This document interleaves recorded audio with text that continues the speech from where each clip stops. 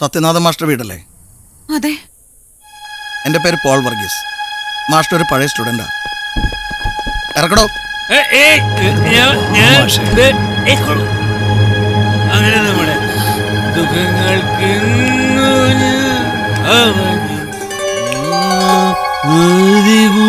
കള്ളവാറ്റും വ്യഭിചാരം നടക്കുന്ന രഹസ്യവിവരം കിട്ടിയിട്ട് ഒരു സ്ഥലത്ത് റെയ്ഡിന് പോയതാ. ഇത് രണ്ടും നടക്കുന്ന ഒരു നോട്ടോറിയസ് വീട്ടിൽ നമ്മാഷിനെ കിട്ടിയത്. നാളെ പത്രത്തിൽ ചിലപ്പോ വ്യഭിചാര കുറ്റത്തിന് അധ്യാപകൻ അറസ്റ്റിൽ എന്നൊരു വാർത്ത വന്നാലോ? ഇനിയും നിങ്ങൾ അറിഞ്ഞില്ലെങ്കിൽ മാഷി വൃത്തിയോട് ആവർത്തിക്കും. എനിക്കെപ്പോഴും നിങ്ങളെ സഹായിക്കാൻ പറ്റിയെന്ന് വരില്ല. ബോധം വരുമ്പോ പറഞ്ഞ് മനസ്സിലാക്കിയാൽ മാഷേ. മാഷേ,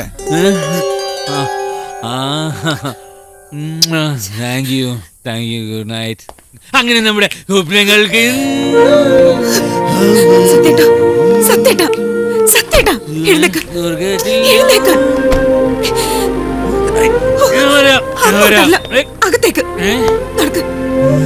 അങ്ങനെ നമ്മുടെ ദുഃഖങ്ങൾക്ക് അവധി സ്വർഗത്തിൽ.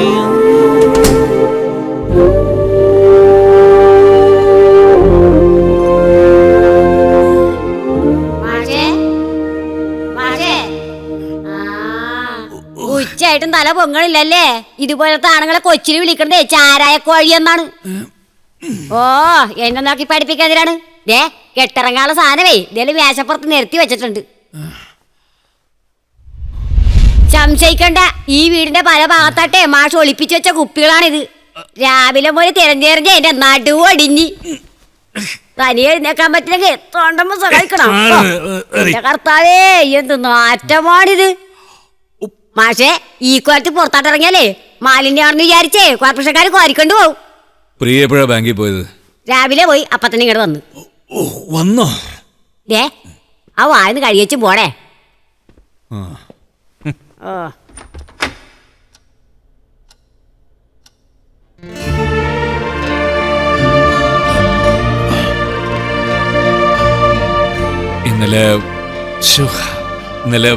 ഇന്നലെ ഒരു പ്രത്യേക സാഹചര്യത്തില് സത്യത്തിലൂടെ സംഭവിച്ചെന്താണെന്നറിയാമോ? വേണ്ട, ഫോർമലായ ഒരു സോറി പറച്ചുള്ള അഡ്ജസ്റ്റ്മെന്റും ഇനി നമുക്കിടയിൽ വേണ്ട.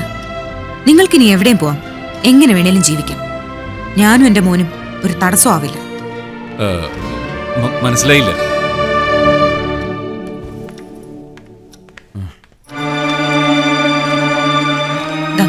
ഞാൻ ഒപ്പിട്ടിട്ടുണ്ട്. നിങ്ങൾ ഒപ്പിടേണ്ട സ്ഥലം മാർക്ക് ചെയ്തിട്ടുണ്ട്. പറ്റിയാൽ ഇന്ന് തന്നെ വക്കീലിനെ ഏൽപ്പിക്കാം. എന്താ? ഡിവോഴ്സിനുള്ള ജോയിന്റ് പെറ്റീഷൻ. തൊട്ടു പോവർ തന്നെ.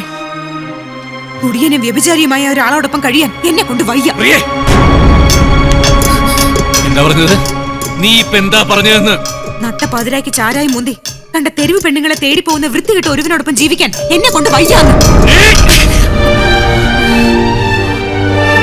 ഉത്തരം മുട്ടുമ്പോ സടകുടഞ്ഞ് എഴുന്നേക്കുന്ന ഈ ആണത്തോണ്ടല്ലോ, അതിന് എന്നോട് വേണ്ട.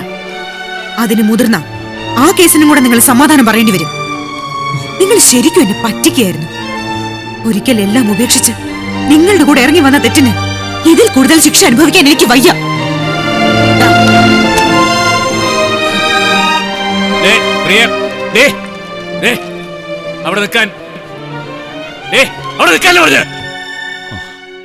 നീ എന്താടി പറഞ്ഞത്? നിനക്കെന്നെ മടുത്തു എന്നല്ലേ? എനിക്ക് മടുത്തടി നിന്നെ. എനിക്ക് മടുത്തു. ഇടി നിന്നേക്കാൾ 1000 മടങ്ങ് ബെറ്റർ അടി നീ പറഞ്ഞ തെരുവ് പെണ്ണുങ്ങള്. ഈ കഴിഞ്ഞ 17 വർഷത്തെ എന്റെ നരക ജീവിതം ഞാനും അവസാനിപ്പിക്കാൻ പോവടി.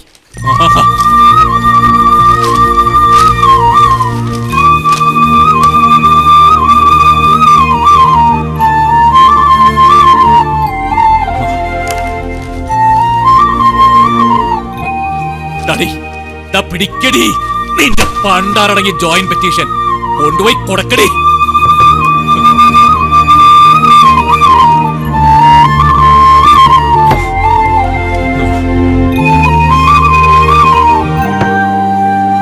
പ്രിയച്ചി, ഒരു അരിശം കൊണ്ട് കിണറ്റി ചാടാൻ പറ്റും, 7 അരിശം കൊണ്ട് കിണറ്റിന് കയറാൻ പറ്റില്ല കേട്ടാ.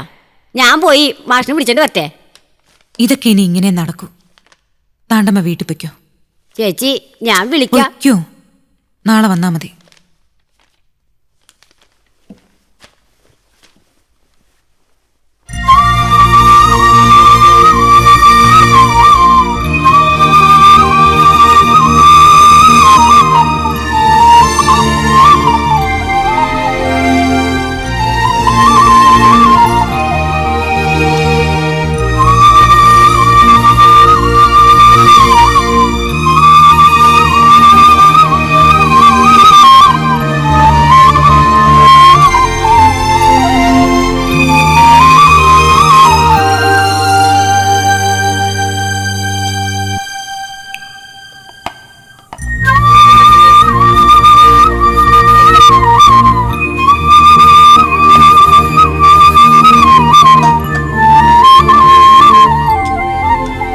അങ്ങനെ എന്റെ വീട്ടിൽ 2 പാരലൽ ലൈഫ് തുടങ്ങി.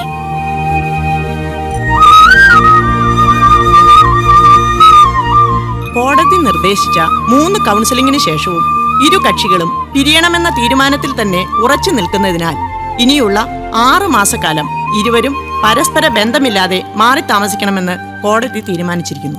ഈ 6 മാസത്തിന് ശേഷവും വിവാഹമോചനം നേടി പിരിയുവാൻ തന്നെയാണ് കക്ഷികളുടെ തീരുമാനമെങ്കിൽ ആയത് കോടതി പരിഗണനയ്ക്കെടുക്കുന്നതാണ്. ഈ കാലയളവിനുള്ളിൽ ഇരു കക്ഷികളുടെയും സ്വത്തിലും പരസ്പരമുള്ള മറ്റ് അവകാശങ്ങളിലും വക്കീൽ മുഖേന രമ്യമായ ഒരു തീർപ്പുണ്ടാക്കണമെന്നും കോടതി ഇതിനാൽ ആവശ്യപ്പെടുന്നു. രമ്യമായ ഒരു തീർപ്പെന്ന് കോടതി പറഞ്ഞാൽ അത് നിങ്ങളുടെ ഈ തർക്കത്തിന് കൂട്ടുനിൽക്കുക എന്നല്ല അർത്ഥം. കാര്യങ്ങൾ എത്രയും പെട്ടെന്ന് പരിഹരിക്കുക എന്നതാണ്. അതിന് വക്കീല് പറഞ്ഞ വഴി എനിക്ക് സ്വീകാര്യമല്ലെന്ന് ഞാൻ പറഞ്ഞോളൂ. മിസ്റ്റർ സത്യനാഥൻ, മരിക്കുന്നതിന് മുമ്പ് പ്രിയയുടെ അച്ഛൻ അവരുടെ പേർക്ക് എഴുതി കൊടുത്തതാണ് ആ സ്ഥലവും വീടും. ഉവ്വ ഉവ്വ ഉവ്വ.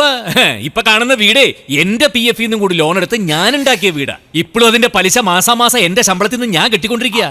ഇങ്ങനൊരു അവസ്ഥയിൽ ഒരു വാടക വീടെടുത്ത് മാറാൻ തൽക്കാലം എനിക്ക് ഉദ്ദേശമില്ല. ഇനി മുതൽ ആ ലോൺ ഞാൻ അടച്ചോളാം വക്കീലേ. അയ്യേ, അതങ്ങ് കോത്താഴത്ത് പോയി പറഞ്ഞാ മതി. ഇതുവരെ ഞാൻ മുടക്കിയ ലക്ഷക്കണക്കിന് രൂപയ്ക്ക് ആര് സമാധാനം പറയും? 3-4 മാസത്തിനുള്ളിൽ ഞാനത് തന്നു തീർക്കും. ഞൊട്ടും. ഇപ്പൊ ഈ നിമിഷം ദാ ഇവിടെ ഞാൻ മുടക്കിയ കാശ് വെക്കുകയാണെങ്കിൽ ഞാൻ ഒഴിഞ്ഞു തരാം. അല്ലാന്നുണ്ടെങ്കിലേ ഞാൻ പണിത വീടിന്റെ മുകളിൽ തന്നെ താമസിക്കാൻ എനിക്കറിയാം. ഈ തർക്കം കാണുമ്പോ നിങ്ങൾക്ക് പിരിഞ്ഞു ജീവിക്കാൻ യഥാർത്ഥത്തിൽ താല്പര്യമില്ലെന്നാ എനിക്ക് തോന്നുന്നത്. ആ തോന്നലൊക്കെ അങ്ങ് മാറ്റിയേക്ക് വക്കീലേ. ലോകത്തേത് വൃത്തികെട്ട പെണ്ണിന്റെ കൂടെ ജീവിച്ചാലും ഇവളുടെ കൂടെ മാത്രം ഞാൻ ജീവിക്കില്ല.